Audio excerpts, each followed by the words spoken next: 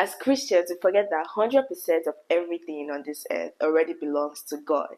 And He doesn't require a penny from us. He doesn't require a penny from me or from you to do anything He does on this earth. But then He understands that those who are out for equipping the saints and salvation of souls, those are the pastors, the prophets, there has to be a way of taking care of them. And that's why He has created this beautiful order of pay your 10% to the church that equips you, to the places that you get spiritual nourishment. And how hard can that be?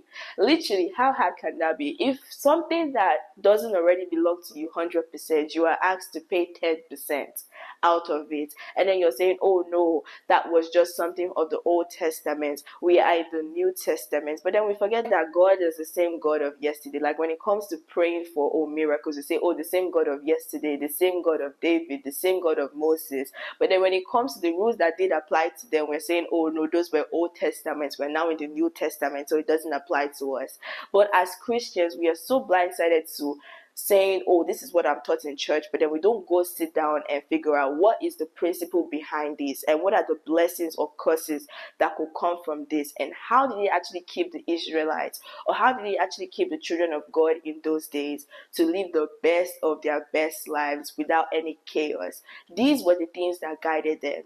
And so since we understand that God doesn't require a penny from us, then we must also know that there has to be a reason why He's doing this. He wants to see your heart.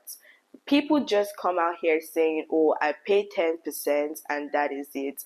I don't think I need to give to the poor. I don't think there's anything else God gives or requires from me. But then we forget that there was never a condition of you do this or you do this. It is you do this and you do this. Boy, we say, oh, because I've paid my tithes, then the poor I turn a blind eye to. And that is already wrong. If you go back to read about Jesus and the conversation He had in those days, you see how He says, even though you have given all of this that you said you have done, even all your actions that you say you have been righteous through it, you still have this lacking.